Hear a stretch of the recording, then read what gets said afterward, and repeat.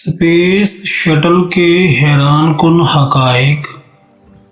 खलाई गाड़ियाँ खला में 180 मील या 200 मील की बुलंदी तक चलती हैं। खलाई गाड़ियों के नाम ये हैं: कोलंबिया, डिस्कवरी, अटलांटिस, चैलेंजर। इन्हें अमेरिका के इदारा नासा ने तैयार किया है। अब तक किसी दूसरे मुल्क ने कोई खलाई गाड़ी नहीं बनाई। खलाई गाड़ी को स्पेस शटल कहा जाता है। इसे स्पेस क्राफ्ट यानी खलाई जहाज क्यों नहीं कहा जाता? खलाई जहाज तो एक ही बार खला में जाता है, फिर वापस नहीं आता, वहीं खला में मर जाता है। वो इसलिए कि इसका मलबा रेजा रेजा होकर ऐसे बिखर जाता है कि इसकी गर्द भी अहले ज़मीन महसूस नहीं करते। अलबत्ता जिस खलाई जहाज में खला नवर्द सवार हों, वो ज़मीन पर वापस लाया जाता है। बहुत से खलाई जहाज खला नवर्दों के बगैर खला में भेजे जा चुके हैं, जिनमें से बाज़ के नाम वायलकंग 1, वायलकंग 2, वाइजर 1 और वाइजर 2 हैं। स्पेस शटल को क्राफ्ट की बजाय शटल इसलिए कहा जाता है कि वो बार बार खला में आ जा सकती है, यानी उसका कुछ भी खराब नहीं होता।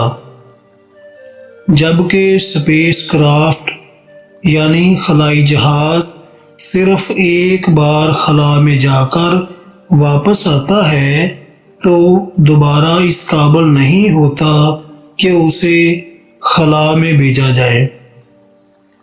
जो सबसे पहला इंसान बरदार खलाई जहाज चांद पर उतरा था, वो वापस ज़मीन पर लाया गया था।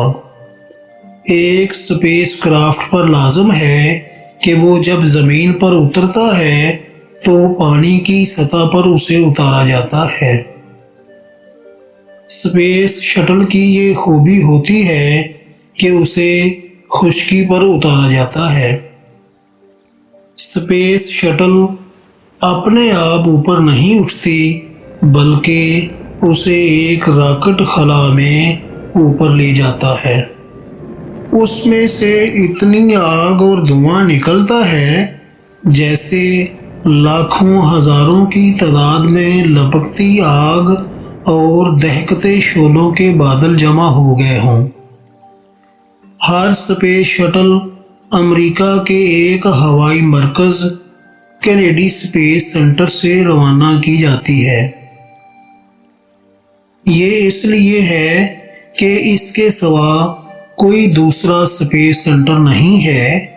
अलबत्ता तजारती और मवासलाती मकासद के तहत जो सैटेलाइट रॉकेट के ज़रिए भेजे जाते हैं, उन्हें कैप कार्निवल के स्पेस सेंटर से छोड़ा जाता है।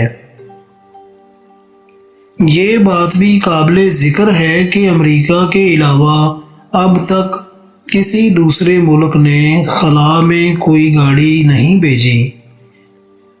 अगरचे यूरोप के कई मुल्कों जैसे फ्रांस, बरतानिया, बेल्जियम, जिनमें एशिया का मुल्क जापान भी शामिल है, ने एक इदारा यूरोपियन स्पेस एजेंसी के नाम से बनाया है, जो सिर्फ सैटेलाइट भेजने का काम करता है। उसने चंद बरस कबल जब दुमदार सितारा यानी हेलिकॉमेट नमूदार हुआ था, उसकी मुशाहदाती रिपोर्ट तैयार करने के लिए एक सैटेलाइट आरियन के नाम से खला में भेजा था, जिसने अमरीकी सैटेलाइट से ज़्यादा वाज़ेह तस्वीरी रिपोर्टें ज़मीन के खलाई मरकज़ को भेजी थीं। ایک اسپیس شٹل پر اربوں ڈالر خرچ آتا ہے، جبکہ اب تک اس کا حاصل حصول کچھ بھی نہیں ہوا، اگرچہ ناسا کا کہنا ہے کہ اس نے کئی مقاصد حاصل کر لیے ہیں۔ البتہ روس بھی خلا میں خلائی جہاز بھیجتا ہے، ان کے نام سویوز اور میر ہوتے ہیں۔ یہ خلا میں ایک طویل عرصے تک ٹھہر سکتے ہیں۔ اب تک ان کے قیام کا ریکارڈ 200 سے 300 دنوں تک ہے اور یہ انسان بردار ہوتے ہیں، جبکہ اسپیس شٹل خلا میں 3-4 دن یا ہفتہ بھر کے قیام سے زیادہ نہیں ٹھہرتے۔ خلا میں خلائی جہاز بھیجنے، انسان کو خلا میں لے جانے، دوربین اور کیمرے پہنچانے، تجارتی اور مواصلاتی سیارے یعنی کمرشل اور کمیونیکیٹر سیٹلائٹ، ٹی وی، ٹیلی ویژن، ریڈیو اینٹینے بھیجنے کے علم کو خلائی علم کی بجائے خلائی ٹیکنالوجی کا نام دیا جاتا ہے۔ بعض ممالک کی یونیورسٹیوں میں خلائی ٹیکنالوجی کا زبانی اور عملی نصاب پڑھایا جاتا ہے، بعض ملکوں میں سرے سے اس نام کا کوئی مضمون ہی نہیں ہے۔ اگرچہ دنیا کے قدیم زمانوں میں بھی فلکیات کا علم موجود چلا آ رہا تھا، اس کا تعلق محض چاند، سورج اور سیاروں ستاروں کی گردش جانچنے تک محدود تھا اور تمام تر قیاسی اور فرضی تھا۔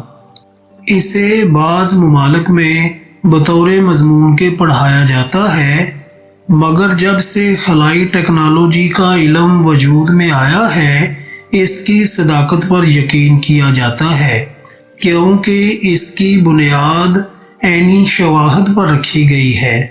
جو کچھ خلا میں اترنے والوں، خلا بازوں اور مانوردوں نے چاند پر دیکھا، خلا میں دیکھا، اپنی آنکھوں سے دیکھا اور اہل زمین کو آگاہ کیا۔ مثلاً آج سے صدیوں پہلے یہ خیال کیا جاتا تھا کہ چاند کی چاندنی ہوتی ہے، مگر 1969 میں یہ بید کھلا کہ چاند پر چاندنی نام کی کوئی چیز نہیں، بلکہ چاندنی کے نام سے جو روشنی ہم تک آتی ہے، اس کے پیچھے جناب سورج کی کرنوں کا کرشمہ کام کرتا ہے۔ سورج نکلتا ہے تو اس سے خارج ہونے والی روشنی چاند کو پہنچتی ہے تو وہی رات کو چاندنی کی شکل اختیار کر لیتی ہے۔ چونکہ سورج مشرق سے نکل کر مغرب میں غروب ہوتا ہے، جسے ہم مغرب میں غروب ہونا کہتے ہیں، وہ مغرب میں غروب نہیں ہوتا بلکہ ایک طرح مغرب میں جا نکلتا ہے۔ اس لیے وہاں جب صبح ہوتی ہے تو ہمارے ہاں رات ہوتی ہے، ورنہ چاند میں تو اندھیرا ہی اندھیرا ہے۔ چاند کے 2 حصے ہیں، ایک حصے میں مستقل اندھیرا رہتا ہے اور دوسرا حصہ سورج کی وجہ سے روشن ہوتا ہے۔ کچھ ایسا ہی حال بڑے ستاروں کا ہوا، جسے گرم سمجھا گیا وہ سرد نکلا، جہاں پانی فرض کیا گیا تھا وہاں اب سراب ملا۔ ایک مثال سے اس بات کی وضاحت ہو جائے گی۔ کہتے ہیں کہ زہرہ یعنی وینس پر پانی ہے، مگر وہاں آتش فشاں پہاڑ لاوا اگلتے رہتے ہیں۔ البتہ معدنیات کی بات اور ہے جو اکثر سیاروں میں موجود ہیں اور جن پر انسان نے نظریں گاڑ رکھی ہیں، مگر سائنسدان اس بات کا جواب نہیں دیتے کہ وہ ان معدنیات کو زمین پر لائیں گے تو ان کی تجارتی قیمت کیا ہوگی۔ کیا وہ معدنیات زمین سے نکلنے والی معدنیات سے مہنگی ہوں گی یا سستی؟